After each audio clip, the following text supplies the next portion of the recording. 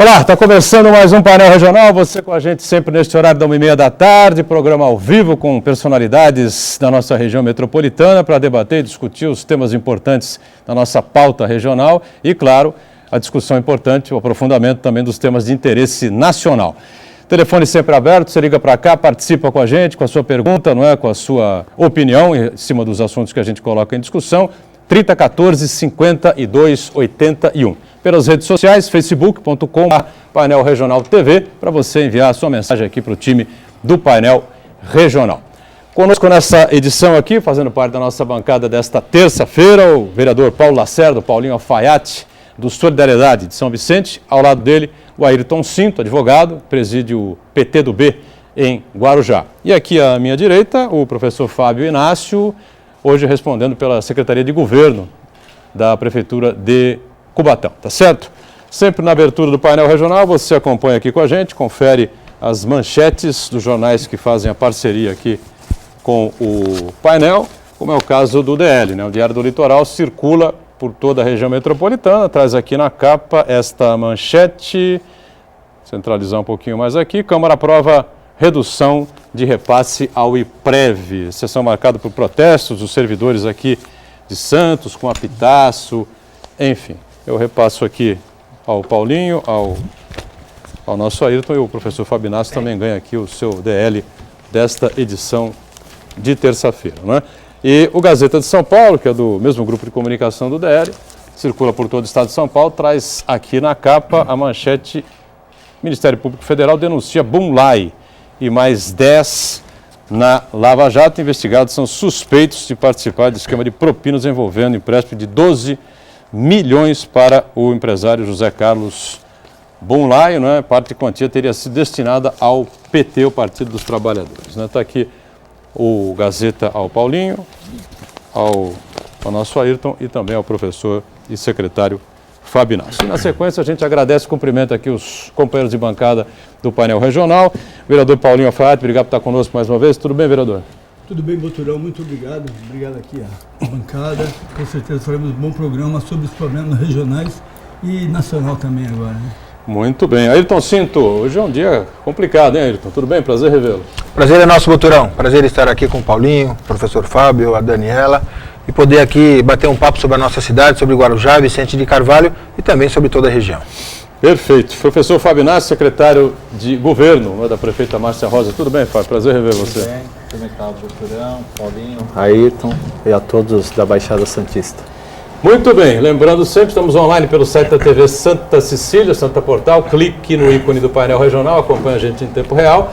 E o programa encerrado, você revê os melhores trechos ou, se quiser, o programa por inteiro através do YouTube.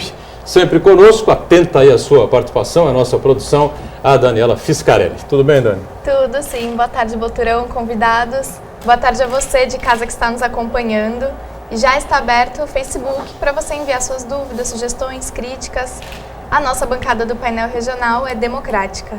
E a produção também está te esperando através do telefone 3014-5281. Muito bem, meu amigo carioca, está no ponto aí, não é? Eles estão na rua hoje, cumprindo aí mais uma missão numa nova operação da Polícia Federal, uma homenagem a eles novamente aí, o japonês. Vai ver o japonês? Confira. Ai meu Deus, me dei mal, bateu a minha porta o japonês da Federal. Ai meu Deus, me dei mal, bateu a minha porta o japonês da Federal. Dormia o sono dos justos, ai a dia eram quase 6. E escutei um barulhão, avistei o camburão. Abri a porta, o japonês então falou: vem pra cá, você ganhou uma viagem ao Paraná. Ai meu Deus. Pois é, e hoje está aí a Polícia Federal, né? Só uma lembrança, todo mundo abrindo o painel regional com o japonês da Federal de novo, Polícia Federal em campo desde as 6 horas da manhã, batendo às portas das residências, a residência oficial da presidência da Câmara, né? Câmara Federal, deputado Eduardo Cunha, e a residência, né? Onde ele mora com a família, enfim, no Rio de Janeiro. Bom, esta é a Operação Catilinárias.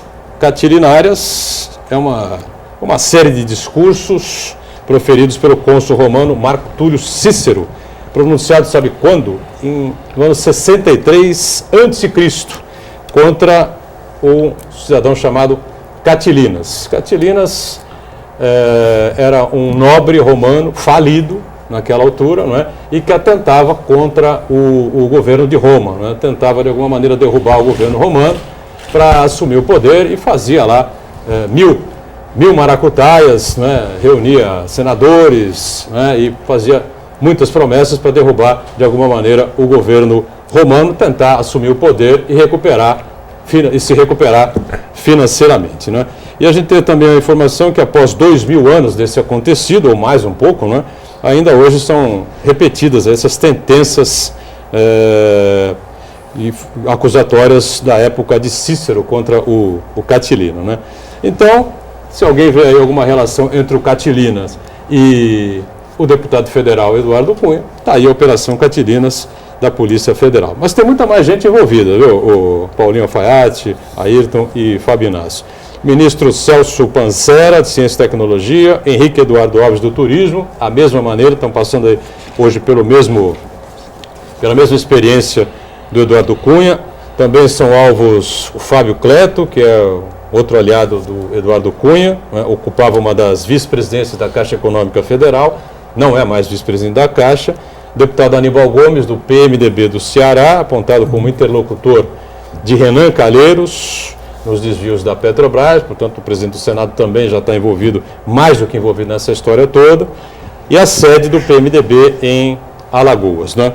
E atingidos ainda o famoso, esse é famoso, né? Senador, ex-ministro Edson Lobão, do PMDB do Maranhão, Nelson Bonet, que é prefeito de Nova Iguaçu, aliado de Eduardo Cunha, Nova Iguaçu, no Rio de Janeiro, estado do Rio, Sérgio Machado, ex-presidente da Transpetro, e o deputado Alexandre Santos, do PMDB do Rio de Janeiro. A Polícia Federal entrou em diversas residências, não é, com mandatos, inclusive, lógico, retirando lá aparelhos telefônicos, celulares, principalmente, computadores, né, e vasculhando todos os arquivos desse pessoal todo. Agora vai, né, Ayrton Cinto? O que você acha? A questão é a seguinte, o amigo de antes é o inimigo de agora, né?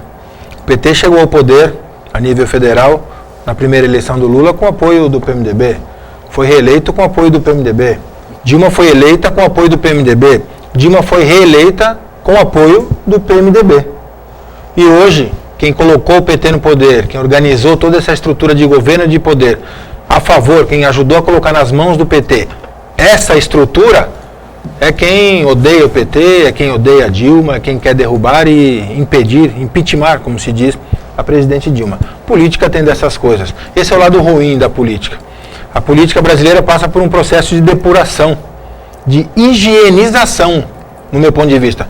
Não só na esfera federal, em todas as esferas estaduais e principalmente municipais, onde nós fazemos a política.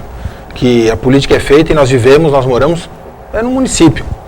Então eu gostaria que tudo isso servisse de lição, tivesse um fundo didático para que a gente possa, daqui para frente, entender como se realiza a política. Quando a política é realizada, ela é instrumento de interesses ou a busca de interesses pessoais ou de poucos, obviamente acontece o que aconteceu e o que a gente está vendo. É importante que a gente reconheça, nós eleitores, nós políticos, nós candidatos, reconheçamos, na verdade, essa situação para que a gente possa tirar daí uma lição. Porque o país não pode continuar esperando na situação econômica que vivemos, com reflexo social negativo que se apresenta e se apresentará ainda pior no futuro, infelizmente. Nessa briga entre PMDB e PT, tira Dilma, não tira Dilma, faz o seguinte, quer tirar, vai tirar, tira logo e vamos organizar o país. Não vai tirar? Deixa a Dilma lá, dá força para ela e vamos tentar resgatar a situação econômica desse país para dar reflexo positivo na questão social, que é o que nós precisamos. Ficar nesse chove e não molha, nesse morde e assopra.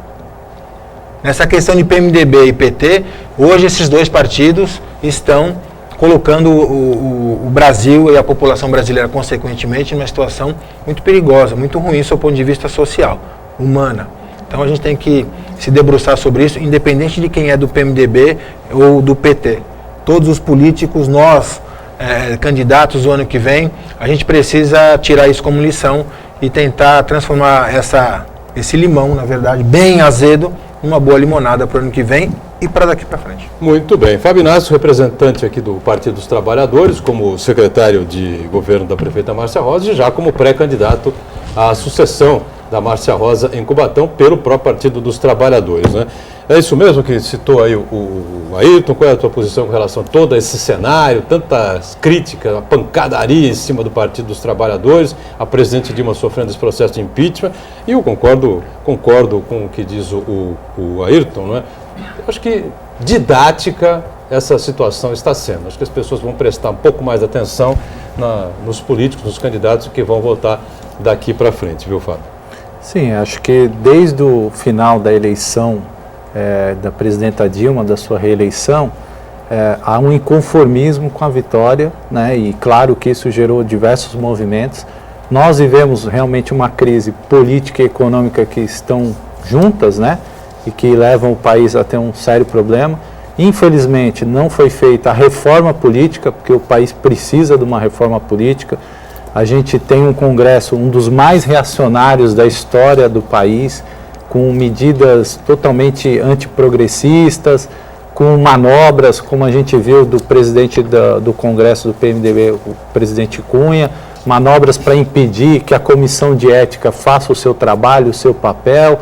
Então, essas manobras, isso realmente está gerando um cansaço, um esgotamento dessa política e que a gente precisa renovar, precisa ter uma mudança, precisamos ter um novo pacto aí, administrativo, para que o país não fique paralisado por essas crises, por essa história de impeachment, que eu entendo que não cabe nesse momento, é apenas uma disputa de poder, uma tentativa de um terceiro turno, o que não é bom para o país, o que não é bom para a economia, o que não é bom para a sociedade, e ninguém está ganhando com isso. O país está parado, né? Os investidores aguardando que as coisas se resolvam, e infelizmente as pessoas, hoje boa parte dos congressistas não estão olhando a sociedade, estão olhando apenas os seus mandatos e os seus interesses pessoais, o que é muito ruim para nós. Muito bem, Paulinho Fati vai opinar sobre isso também, mas você tem um VT pronto aí sobre a questão política, né, Dani? Isso, eu estive nas ruas conversando com a população sobre o que elas acham do cenário político atual. Acompanha na matéria. O que eu acho da política atualmente é que é o seguinte, a política ela já está sendo transpolante, né? Já está passando do limite. As pessoas não estão mais acreditando na política, principalmente nos que está ocorrendo lá no plenário, com esses deputados, essa sujeira toda, entendeu? Essa roubalheira, na verdade, entendeu? E a política está um fracasso.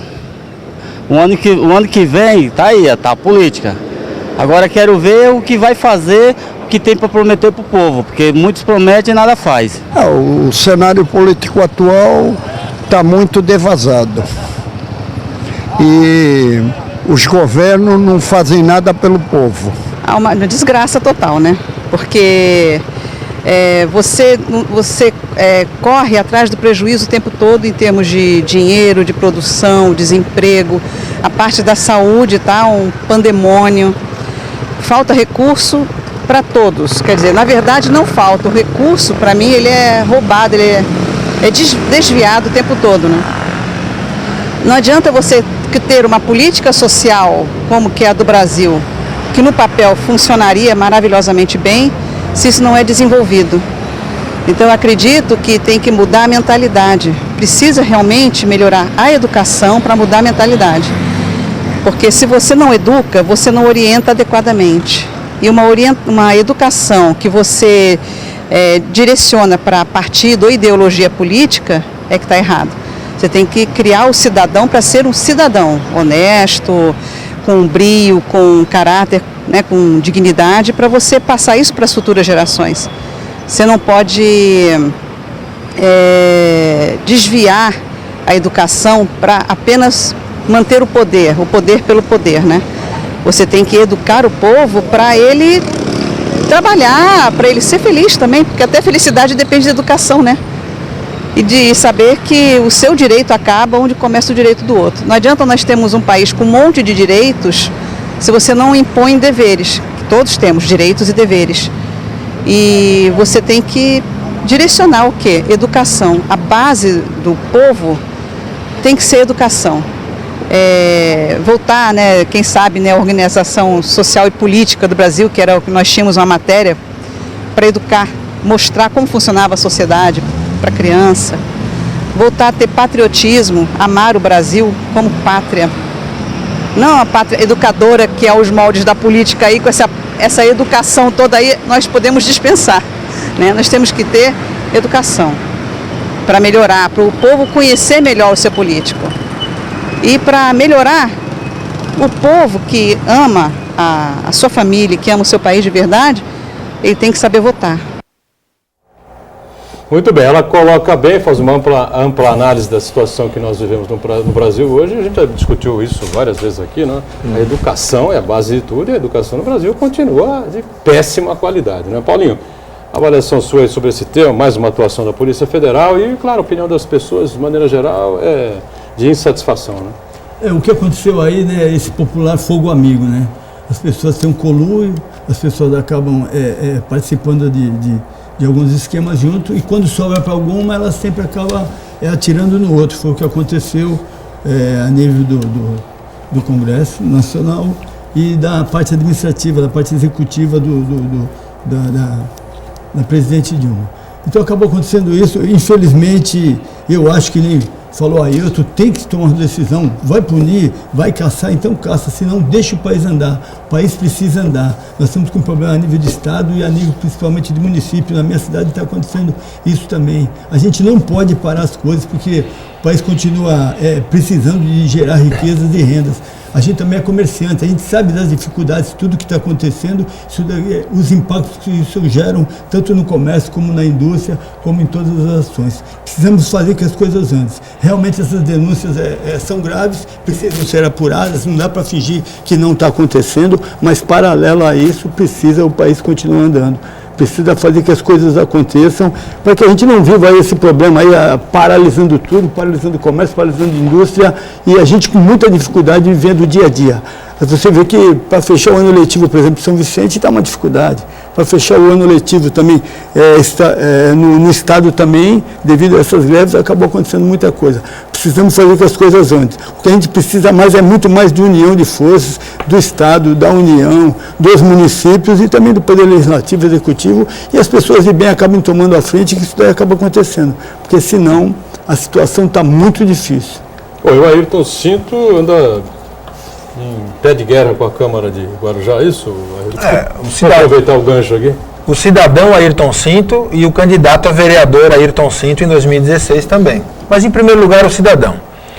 Guarujá é uma cidade hoje que, apesar do seu orçamento ultrapassar 1 bilhão e 200 milhões de reais que foram utilizados esse ano em 2015, 1 bilhão e 200 milhões de reais, o segundo orçamento de toda a Baixada Santista. Se você olhar os índices econômicos, de avanço social, educacional no Guarujá, dentre as 9 cidades, é um dos piores, sempre ali, último ou penúltimo. Então isso é uma prova de que há ou má gestão, ou corrupção, ou os dois. No meu entendimento, os dois. Qual é a questão? Lá da Câmara, Edgar Boturão e telespectadores, e Fábio, Paulinho. A Câmara Municipal do Guarujá, semana retrasada, fechou um contrato com uma empresa de publicidade para gastar no ano de 2016 1 milhão e 800 mil reais com publicidade. Primeira pergunta, publicidade do quê? De que atos? De que procedimentos da Câmara e de seus vereadores?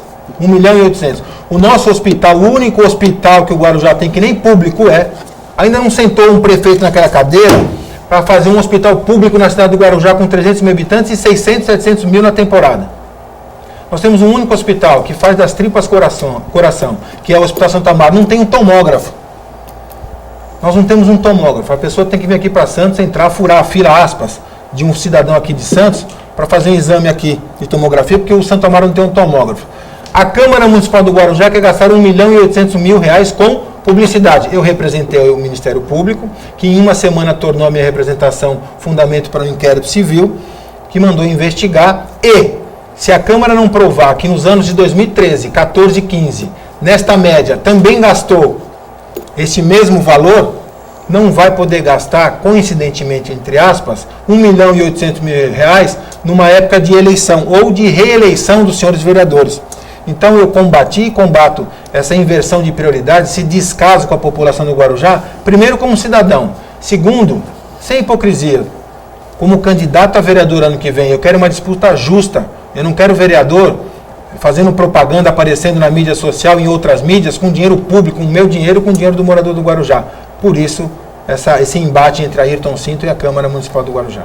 O intervalo e a gente já retoma a sequência aqui do painel regional, em instantes.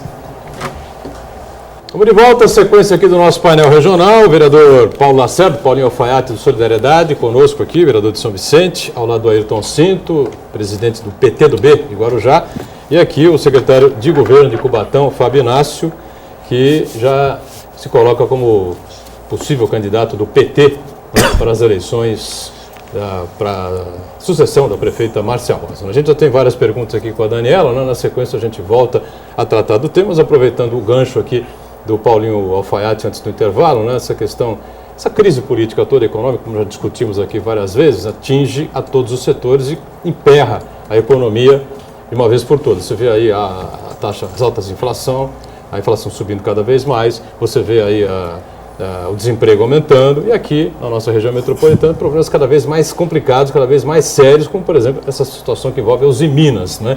E a demissão de 4 mil funcionários deve acontecer a partir de 31 de janeiro, a gente não sabe exatamente, né? O presidente teve uma reunião com a prefeita Márcia Rosa, né? O Fábio, e me parece que a coisa não evoluiu muito, né? Ficou nessa base aí, né? Na verdade a gente teve várias agendas, tanto em Brasília quanto com deputados, mobilizando vários segmentos, e continuamos na luta para buscar reverter essa situação da Usiminas, né, que infelizmente trará prejuízos não só para a cidade de Cubatão, mas para toda a região da Baixada Santista. Ontem a gente recebeu o gerente geral da Votoran Cimentos, que anunciou que também, em virtude do fechamento da produção de aço, ele vai parar a produção de cimento na cidade de Cubatão e vai apenas se transformar num centro distribuidor. Isso em virtude da questão deles usarem as escórias do alto forno para fabricar o cimento. Então, com o fechamento dos altos fornos, né, nós não teremos mais essa escória e a cimenteira vai parar. Essa é uma das consequências. Mais, né? Prejuízo. Fora outros que acontecem, tanto no campo da alimentação, no campo do comércio, no campo do transporte, porque serão demitidos trabalhadores, cerca de 2 a 4 mil. A gente tem mais de 452 linhas de ônibus que atendem a Usiminas, então boa parte desses transportes também serão demitidos. Então, enfim, você tem uma cadeia de impacto social grande. E a cidade de Cubatão vai sofrer com a questão da arrecadação tanto de ISS e principalmente a partir de 2017 fortemente na questão do ICMS. E com relação à Votoran? A Votoran vai encerrar mas e a questão de demissões, enfim? Então, a Votoran, nós conversamos lá, eles têm hoje, são 35 funcionários.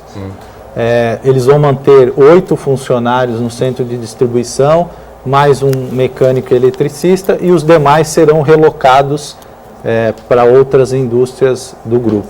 Quer dizer, não teremos assim um golpe muito forte com relação a perdas de postos de trabalho, perdas de emprego, pelo menos isso. Não, né? A questão aí é mais do impacto na questão da arrecadação do ISS, do município, né? Isso, do município.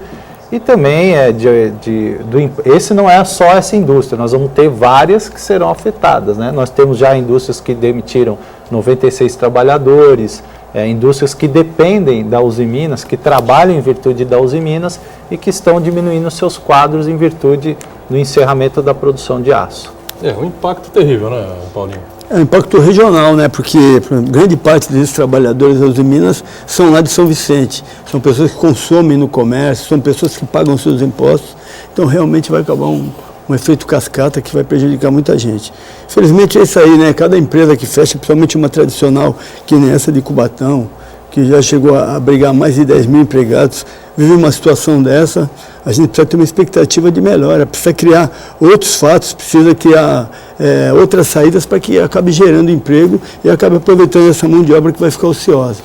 Agora, na capa aqui do Diário do Litoral, a gente tem uma foto, né, da frente, do frontal do Hospital Municipal de Cubatão, e funcionários que fizeram protestos nesta segunda-feira, ontem, portanto, por uma possível paralisação do serviço de ultrassonografia e pelo temor de não receberem o 13º. Saúde é um problema dramático no país inteiro, indiscutível, né? A gente sabe disso, mas na Baixada Santista não fica longe também, né? A gente tem o drama aqui da Santa Casa, dificuldades do Guilherme Alves, de outros hospitais aqui particulares em Santos, como disse o Ailton há pouco, a dificuldade de não se tem um hospital público em Guarujá, o Santo Amaro está lá morrendo de dificuldades, é quase que na UTI, o São José também, a gente tem enormes dificuldades de vê-lo funcionar de uma maneira mais forte na cidade de São Vicente. E o pessoal está certo aí, ficar temeroso? Fábio, o que você pode dizer para os funcionários aí da saúde do Hospital Municipal de Cubatão? Nós temos a ProSaúde saiu, né? A ProSaúde saiu, foi uma decisão, inclusive, judicial, uma decisão que a gente lamenta que tenha sido dessa forma. Em 48 horas, o município teve que assumir a administração do hospital, o que é um prazo extremamente curto, né? Então, a gente tem lá hoje a HBB que assumiu, é um período de transição, é um período que tem algumas dificuldades, mas que a partir de janeiro tudo estará normalizado e regularizado. Então, esse é um momento de transição ainda, né, em virtude dessa mudança abrupta, mas as coisas vão ser equacionadas. Só para fortalecer que Cubatão é uma das poucas cidades que hoje mantém um hospital municipal. 80% dos recursos do hospital são oriundos do município. Apenas 19, alguma coisa do governo federal, e o Estado entra apenas com 0,0 alguma coisa. Então, enquanto a região não for olhada de uma forma metropolitana, enquanto a gente não discutir a região como um todo, a questão do hospital em São Vicente Regional, a questão do hospital em Guarujá, enquanto a gente não pensar essa região como um todo, o Estado não entrar forte aqui na região, a saúde será, sempre o município vai ficar com problemas, porque quando o município sofre com uma greve, ou quando tem um problema no Santo Amaro, ou quando tem um problema no São José, sobrecarrega Cubatão, ou sobrecarrega em Santos. Então, se a gente não se unir para tratar essa questão regional, nós vamos ter problema. Os indicadores mostram que a Baixada Santista tem um dos piores índices de saúde do estado de São Paulo. Uma região rica, uma região que tem o porto, uma região turística, uma região que deveria ser próspera, mas infelizmente que a metropolização ainda não saiu do papel em nenhum setor, e o mais grave é a saúde. Pois é. Em Guarujá, a gente tinha expectativa da construção de um hospital que está saindo do forno, né, agora, Ailton, mas seria hospital público, mas não vai ser mais, né? Então, não vai ser mais. Mas ainda antes disso, doutorão, falar um pouco em cima da fala, perdão pela redundância, do Fábio. Fazer política, olhando quem mais precisa, é preciso entender, é necessário que se entenda, o gestor, a diferença entre prioridade e necessidade. Você falou do governo do estado para entrar com força. O governo do estado pensa de forma regional quando quer construir um túnel para ligar Santos ao Guarujá, ao custo mínimo inicial de 3 bilhões e 200 milhões de reais, que, aliás, processo parado por irregularidades aí no edital. 3 bilhões e 200 milhões de reais. O governo do estado pretende construir um túnel para ligar Santos a Guarujá, mas não pretende, ou não pretendeu, ou não demonstra que pretende ajudar a equacionar a questão do Santo Amaro. A questão de que no Guarujá não existe um hospital público para atender 300 mil pessoas, que passa para 600 ou 700 mil na temporada. Então essa é a questão aí que eu endosso aí, assino embaixo, só acrescentando isso que o Fábio falou. Agora, a questão lá do Santo Amaro, que sofre, faz o hospital e os funcionários, a quem eu rendo as minhas homenagens, das tripas, coração, como eu já disse, para poder atender a população do Guarujá e Vicente de Carvalho. Eu, em 2011, entrei com uma ação popular para tentar impedir que a prefeita, na época, ou à época, entregasse o Ana Parteira para o Estado instalar ali o Hospital Emílio Ribas. porque ali, naquele prédio já pronto, teria que ser um hospital de clínicas para a população do Itapema. Muita gente se desloca de bicicleta ou de ônibus para sair do Itapema para ir até o PAN da rodoviária, que é no centro da cidade. Milho Ribas é infectologia. Infectologia. Né? Hoje deve ter lá uns 10 ou 15 leitos ocupados e é regional. Ele é regulado pela administração da saúde, do ponto de vista do Estado. Então, pode ser que tenha lá hoje, e não é um critério aí que eu estou usando, contrário a quem é de São Vicente ou quem é de Cubatão, mas primeiro o Guarujá, o hospital está lá. Primeiro o morador de Guarujá, Vicente de Carvalho. Pode ser que lá tenha gente de São Vicente, de Cubatão e nenhum do Guarujá, porque a prefeita cometeu esse erro terrível, deixando de lado essa questão da saúde pública na nossa cidade. Eu entrei com essa ação e o juiz decidiu.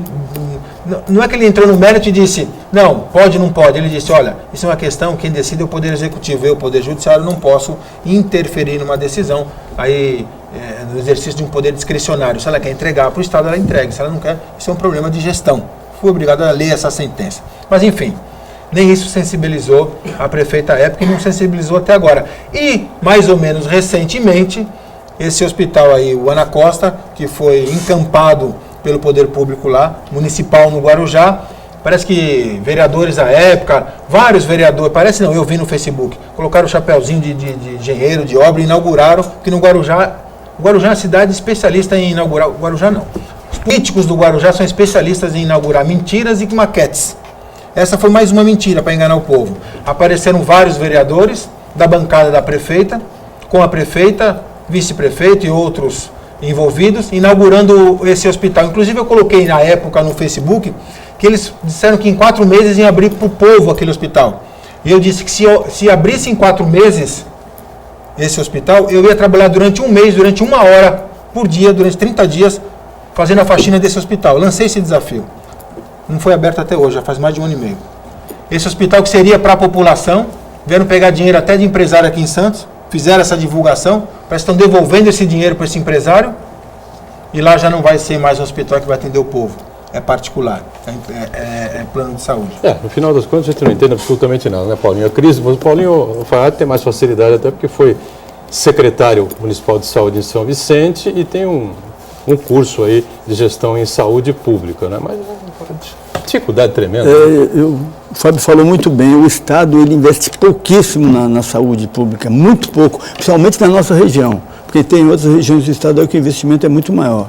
Infelizmente, não se conte com o Estado para nada. O dia que o ministro foi na Câmara de São Vicente, quando foi homenageado e ofereceu o hospital público regional, o ex-ministro. Até ele foi muito importante para São Vicente quando ministro e quando assessor do ministro Temporão, que ajudou bastante a gente, principalmente na minha época, quando eu era o secretário de saúde. Mas quando eu vi ele prometer lá que ele faria em parceria com o Estado, a gente ficou muito preocupado, porque o Estado não investe nada, o Estado só promete, não é de agora não. É de muitos anos que o Estado investe muito menos na saúde do que ele tem que investir. Nós temos aqui o Guilherme Álvaro, né, que é um hospital do Estado. Então esse hospital pode ser usado por todo mundo, Cubatão, Guarujá, Praia Grande, porque ali é financiado pelo Estado. Tem alguns procedimentos, mas sempre também está com problema, sempre está fechando, sempre tem alguma coisa. O repasse a nível de federal, que é o repasse SUS, geralmente ele vem periodicamente, vem o PAB, vem o MAC, vem as caixinhas, vem tudo certinho, mas muito pouco perto do que se precisa. Muito pouco. Hoje uma consulta SUS desestimula os médicos a trabalhar porque a consulta SUS é muito pouco. Mas realmente não se conte com o Estado para investimento em saúde pública e não é de agora, é de muito tempo. Então não vamos prometer um hospital de 400 leitos com várias especialidades, que isso não vai acontecer. Se acontecer, vai ficar o prédio pronto, vai ficar os leitos prontos, não vai ter os equipamentos, não vai ter os funcionários e não vai ter o mais caro, que é o custeio mensal disso, totalmente contando com o apoio do Estado. Agora, Fábio, deixa eu provocar você um pouquinho aqui, porque o Paulinho lembra bem, o Arthur Chioro é santista, foi secretário de São Vicente, né, foi assessor do outro ministro anterior, Temporão, que era do PMDB, ligado ao PMDB, e foi secretário soberano de Câmara, mas fundamentalmente santista e muito ligado a São Vicente, membro do Partido dos Trabalhadores, enfim, com uma afinidade muito grande aqui com a região. De repente, a presidente Dilma o demite e o substitui por um deputado do Pará, né? Se não estou enganado. Sim. Sul do Pará. Deputado Né? PMDB. Ficou mais difícil, né? Para as cidades da região, né? Tem acesso. Quer queira, quer não queira, o Chioro estava sempre por aqui, né? Sim, o Chioro era uma pessoa... Estou dizendo que fosse decisivo isso, mas... Chioro era uma pessoa muito próxima, ele encampou a luta do Hospital Regional de São Vicente, que todos nós entendemos que é extremamente necessário para desafogar realmente a região, as cidades, né? Santos, Cubatão principalmente. E, infelizmente, teve essa mudança que foi parte do jogo político com relação ao PMDB, que acabou assumindo o Ministério da Saúde. Isso acabou realmente prejudicando muito a região, porque o ministro Chioro era uma pessoa bastante acessível, bastante presente, bastante compromissada com as políticas públicas, e a gente tinha já encaminhado algumas questões importantes para a região, como regionalizar o SAMU, que é uma das coisas que a gente precisa fazer, afinal, as nossas cidades são cortadas por rodovias e os acidentes acabam a gente atendendo. Boa parte, Cubatão atende muitos acidentes, 95% dos acidentados no sistema Anchieta, imigrantes e acessos às outras cidades acabam no PS Central de Cubatão. Então é uma demanda grande, né? Uma demanda de fraturas, de ortopedia, que é o Paulinho sabe, porque foi gestor, é uma parte bastante custeio bem alto, né? Então a gente precisa pensar nisso tudo e infelizmente com a saída do Chioro a região perdeu. Perfeito. Bom, estamos em cima do break aqui, eu pedi para a Daniela entrar já com alguma perguntinha, mas a gente deixa para o terceiro bloco, né? E abre espaço importante para o telespectador aqui do Painel Regional. Voltamos já já. Bem, voltamos, terceiro e último bloco desta edição do Painel Regional, aqui com satisfação conversando com o vereador Paulinho Alfaiate, do São Vicente, né, do Solidariedade, com o nosso Ayrton Cinto, que preside o PT do B de Guarujá, e também com o secretário de Governo de Cubatão, o Fábio Inácio, que provavelmente vai disputar, não é, a prefeitura pelo PT. Daniela Fiscarelli, atenta aí, participações com a gente, Dani? Sim, uma pergunta do Uriel Vilas Boas. Pois não. Coincidência ou não, os movimentos de rua mais recentes foram feitos no dia 13 de dezembro, a mesma data que, em 1968, foi editado o Ato Institucional número 5, pela ditadura militar. Terá sido coincidência ou identificação destes grupinhos com a ditadura? Eu acho que foi mera coincidência, sabe? Até que acabou não funcionando, né? Você teve 10% na Praça da Independência, eu acho, em relação ao movimento de março, né? Que foi realmente um movimento muito grande, que assustou aí o governo da presidente Dilma pelo país afora, né? Mas fazer um movimento em 13 de dezembro, final de ano, Ayrton, o que você acha? Foi coincidência, não, eu concordo contigo. Eu acho que, viu, Uriel? E outra, vou te tranquilizar, hein? Imagina, quem sou eu, Ayrton Cinto, para tranquilizar o Uriel. Eu encontrei ele no fórum, um grande abraço, lá no Guarujá, Uriel. Uriel advoga muito em Guarujá. Encontrei o Uriel lá. Uriel, esta é a prova de que a gente não corre risco nenhum desta bobagem que alguns ventilam aí, no meu ponto de vista, de intervenção militar. Intervenção militar significa golpe de Estado. Intervenção. Quer colocar um militar no poder? Coloca o militar para disputar, registra ele, põe ele dentro de um partido e aí elege o cara. Aí, intervenção militar é golpe de Estado. Intervenção militar? Impeachment não. Não, impeachment não é. Tanto é, aliás, hoje, quem está no governo, os petistas de uma forma geral, e os simpatizantes, não só quem detém o poder, mas os simpatizantes, os filiados e tal, dizem que o impeachment é golpe. Não é, tanto que na época do Collor foi altamente apoiado por essas pessoas, essa questão. A questão do impeachment, na verdade, hoje, tecnicamente, a defesa, até eu, como advogado, faria essa defesa da Dilma, porque hoje o fundamento para o impeachment é muito fraco. O que está lá hoje. Pode ser que apareçam outros. Hoje o fundamento é ridículo, é politiqueiro. Tinha mais coisa para investigar, não quiseram, querem botar essa discussão aí, vão perder. Não vai ter impeachment e, Uriel, fique tranquilo que também não vai ter intervenção militar nem golpe. Daniela, pois não. Pergunta do Valdomiro Trento. Ayrton, no último protesto em São Paulo foram 40 mil pessoas. 44% com renda maior que 10 salários mínimos, com idade média de 40 anos, e 81% com escolaridade no nível superior. 3% votaram na Dilma nas últimas eleições. No seu entendimento, quem quer enganar quem? Não, como é o nome do nosso telespectador? Valdomiro. Acho que não é questão de querer enganar ou não. Este é um retrato, um extrato de como se polarizou a eleição, a última eleição entre o Aécio e a Dilma. É óbvio que a população mais carente, aquele que necessita, aquele que precisa do primeiro emprego, precisa de dinheiro, de apoio do governo para poder estudar, está com a Dilma. Isso é uma questão histórica. Mas neste momento você acha que está com a Dilma? Não. Fazendo a leitura em cima do que ele passou. A economia virou de um jeito que... Não, em cima dos dados que ele passou, Boto. Em cima do que ele passou, fazendo uma análise. Subiu o cesta básica, subiu o supermercado, subiu o feira, subiu o açougue, subiu padaria, subiu tudo. Diminuiu. Subiu luz, subiu... É que quem foi participar, quem organizou e foi fazer o movimento lá, tem esse extrato. Esse é o que era contrário à Dilma desde sempre. Alguns que não eram estão começando devagar, acho que até de forma paulatinamente aí, a agregar esse movimento contrário à Dilma, contrário ao PT. Mas isso não é questão de querer enganar quem. Isso é um retrato tranquilo. Todos aqueles que estavam lá na Paulista e organizaram e participaram efetivamente do movimento, eles são e continuarão sendo contra o PT, contra a Dilma. Ou será que o pessoal está olhando ali no horizonte, enfim, fala, bom, a gente vai tirar a Dilma, e aí vai assumir o Michel Temer, aí o Ciro Gomes disse que vai ter um processo de impeachment contra o Temer, depois vão tirar o Temer. Aí vai assumir o Eduardo Cunha. Meu Deus do céu. Aí, mas o Eduardo Cunha pode ser cassado, então vai cair a presidência da República no colo do senador Renan Calheiros, que também tem um telhado de vidro monstruoso, pode ser que seja caçado também. Quer dizer, até 18 vai todo mundo sendo caçado. E o Brasil, então o pessoal olha assim no horizonte e fala, pelo amor de Deus. Não sei se vocês acham que... Você acha isso, Fábio? Não, eu acho que essa estabilidade política, ela tem a ver com a questão econômica e tem a ver com a polarização que foi a última eleição, que a Dilma ganhou com 50% e o Aécio com 49%, foi muito polarizado.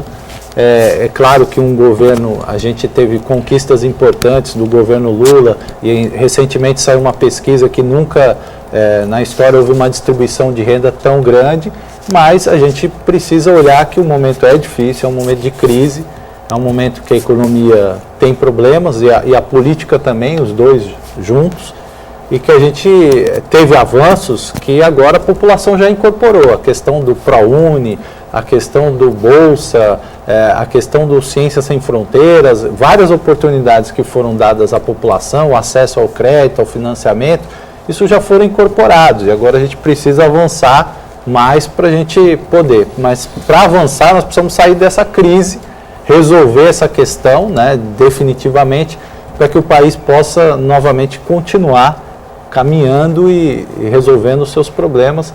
Lembrando que esta não é uma crise somente do Brasil, é uma crise mundial, aí a China que vinha crescendo a 12%, agora praticamente vem crescendo a metade, né? Então é uma crise mundial e o Brasil está inserida nela. Lembrando que quase que no dia seguinte, praticamente no dia seguinte da reeleição da presidente Dilma, no comecinho de novembro, ela se reelegeu no final de outubro, no comecinho de novembro, o atual ministro da Fazenda, o Levi, Joaquim Levi, foi para dentro do ministério, lembra-se? Né? O ministro da Fazenda era o Manteiga ainda, mas o Levi foi lá para dentro, começou a negociar, enfim, já veio a história do ajuste fiscal.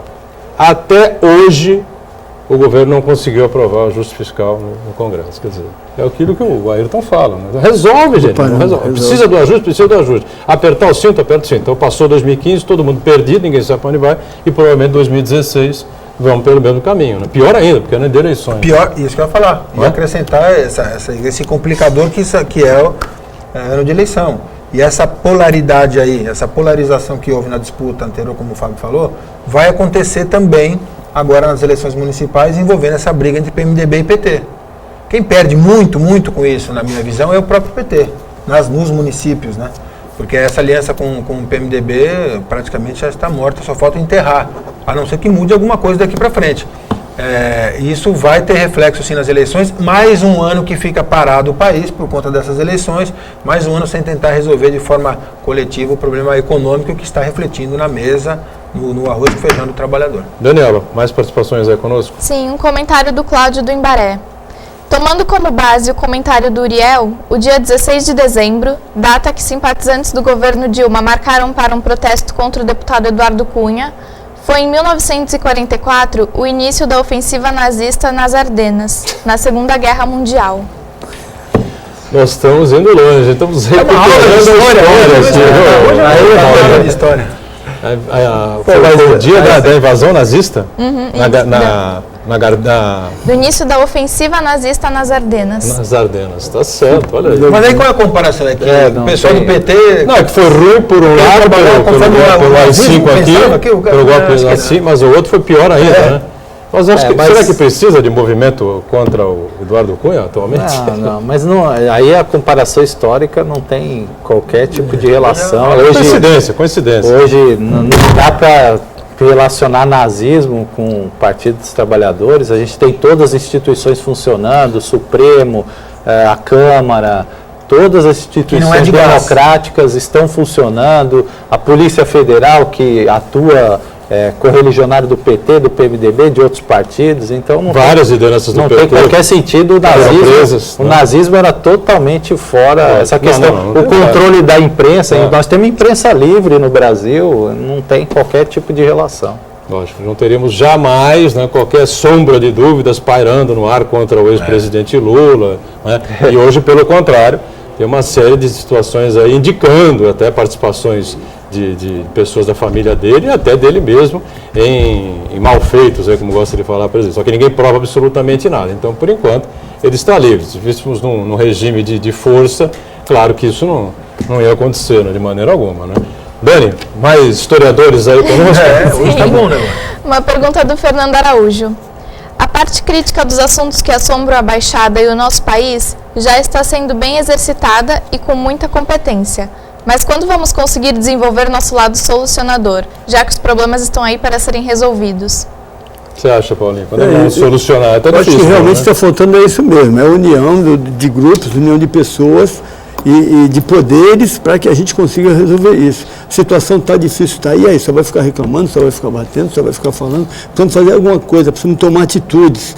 E atitudes que realmente venham favorecer, que venham para a geração de emprego, que venha para que o país consiga andar. Que nem falou Ailton aqui, vamos resolver então qual é o problema do impeachment. Isso aí não vai ter motivo nenhum, eu não vejo um motivo para a cassação da Dilma. Eu vejo muitos erros, muitas falhas, tudo, mas administrativa é que nem em São Vicente, a pessoa fala muito em cassação do Billingham. Pessoal, isso não vai acontecer, nós estamos aí há 10 meses, aí 9 meses de uma eleição, as coisas não acontecem assim, mesmo que se entre baseado com detalhes jurídicos, isso daí não vai acontecer, porque vai caber recurso, e nós vamos fazer o quê? Vamos ficar nessa briga até lá, esperando que vai chegar daqui a 9 meses e o próximo prefeito vai tentar fazer alguma coisa. Precisamos se unir agora, precisamos juntar o Estado, precisamos juntar a União, juntar as forças políticas, as forças organizacionais lá de São Vicente, para que a gente consiga fazer alguma coisa, não esperar mais daqui a 9 meses, porque se já não está bom agora, você imagina daqui a 9 meses. Então vamos lá, vamos tentar apoiar, vamos tentar colaborar, vamos tentar ver se a gente consegue sair desse marasmo e dessa dificuldade que está a política, não só municipal, mas também nacional. Muito bem, vamos considerar então as opiniões aqui do Paulinho Alfaiate e do Ailton também.